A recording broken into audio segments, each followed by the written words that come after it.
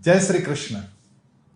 दुनिया में जितने भी तत्वज्ञान कहे गए वो सारे तत्वज्ञान उन ऋषि मुनियों ने या तो गुफा में कहे या आश्रम में कहे, लेकिन भगवत गीता एकमात्र ऐसा ग्रंथ, यह एकमात्र ऐसा तत्वज्ञान जो भरे रणांगण पर कहा गया और अर्जुन को नई दृष्टि प्रदान कर गया।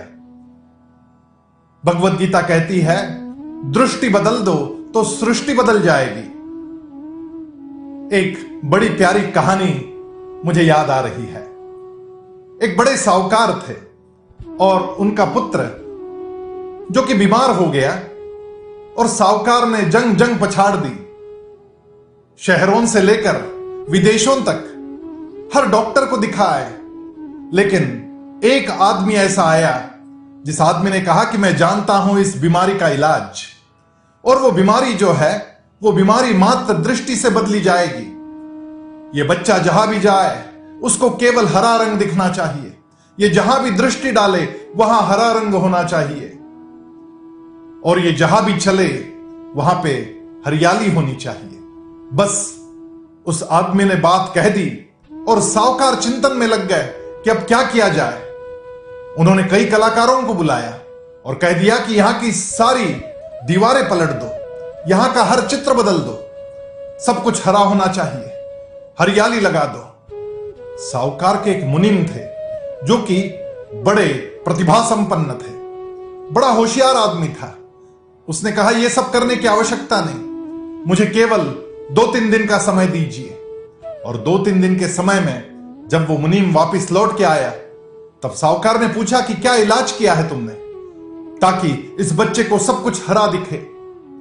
उस मुनीम ने अपना थैला निकाला और उस थैले से एक चश्मा निकाला जो कि हरे रंग का था। वो चश्मा जब बच्चे के आंखों पर पहनाया गया और बच्चे से पूछा गया कि क्या तुम्हें सब हरा दिख रहा है, तो बच्चे ने कहा, बिल्कुल मुझे सब कुछ हरा दिख रहा है। और दूसरी चीज उसने अपने थैले से जो निकाली वो थी एक हरे रंग की चप्पल, वो एक स्लीपर जिस पे मखमली हरे रंग का कुशन लगाया हुआ था। जैसे ही उस चप्पल को पहनकर यह बच्चा चलने लगा तो उसने कह दिया कि मुझे बिल्कुल ऐसा प्रतीत हो रहा है कि मैं हरियाली पर चल रहा हूं। दृष्टि बदल देने से सृष्टि बदल गई थी, और बिल्कुल यही घटना भगवत गीता में घटी। 11वें अध्याय में जब भगवान ने अपना विराट रूप दिखाया, विश्वरूप दर्शन अर्जुन को करवाया, तब भगवान कहते हैं, न तुमाम शक्य से द्रष्टुम अनेनैव स्वचक्षुषा दिव्यं ददामि ते चक्षुः पश्य मे योगमेश्वरम। अपनी इन आंखों से तू मेरा वो विराट रूप नहीं देख पाएगा, और इसलिए मैं तुझे दिव्य दृष्टि प्रदान करता हूं, और इस दिव्य दृष्टि से अब तू मेरे विराट रूप को देख पाएगा।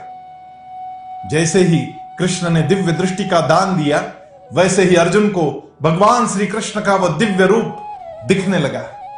बड़ी सुंदर यह कथा हमें आत्मचिंतन करने को बाध्य कर देती है कि जब तक हम अपनी सोच नहीं बदलते, अंतर्दृष्टि नहीं बदलते, तब तक बाह्य सृष्टि बदल नहीं सकती। एक आदमी था, जो आदमी घूमते घूमते एक ऐसी कार्यशाला में पहुंचा जहां पर मूर्तिकार मूर्तियां बना रहे थे, पत्थरों की मूर्तियां बन रही थी, और यह आदमी बड़े ध्यान से देख रहा था कि मूर्ति कैसे बनाई जा रही है। उसने वहां एक मूर्तिकार से पूछा कि भैया क्या कर रहे हो? तो मूर्तिकार ने जवाब दिया, आप देखते नहीं, पसीना बहा रहा हूं, पत्थर तोड़ रहा हूं। मैंने अपने पिछले जन्म में कुछ दुष्कृत्य कर दिए थे जिसके कारण यह सजा भुगत रहा हूं, पत्थर फोड़ रहा हूं। जब आगे बढ़ा और आगे दूसरे आदमी को उसी ने यही सवाल किया कि भैया आप क्या कर रहे हो, तो उस दूसरे मूर्तिकार ने जवाब दिया कि बस अपना पेट पानी पाल रहा हूं, ये मूर्तियां बनाता हूं, अच्छे दाम में बिक जाती है, जिससे मेरा चरितार्थ ठीक से चल जाता है। आगे बढ़ा और तीसरे मूर्तिकार को यही सवाल किया कि भैया तुम क्या कर रहे हो, तो तीसरे मूर्तिकार ने जवाब दिया कि हो सकता है मैंने अपने पिछले जन्म में बहुत कुछ सुकृत किए थे, जिसके कारण जिस भगवान ने इस सृष्टि की रचना की, उस भगवान की सृष्टि करने का काम मैं कर रहा हूं, भगवान की मूर्ति बना रहा हूं। काम एक ही था, लेकिन उस काम की तरफ देखने का हर व्यक्ति का दृष्टिकोण अलग था। और जैसे ही दृष्टिकोण बदल जाता है, आदमी की सोच बदल जाती है, और आदमी की सोच जैसे ही बदलती है, वो अंदर से प्रसन्न होने लगता है, और ये प्रसन्नता ही विजय की ओर ले जाती है। आइए भगवान का ये विराट रूप देखते समय अपनी दृष्टि बदले, और जैसे ही दृष्टि बदलेगी सृष्टि बदल जाएगी, विजय की ओर बढ़े। जय श्री कृष्ण।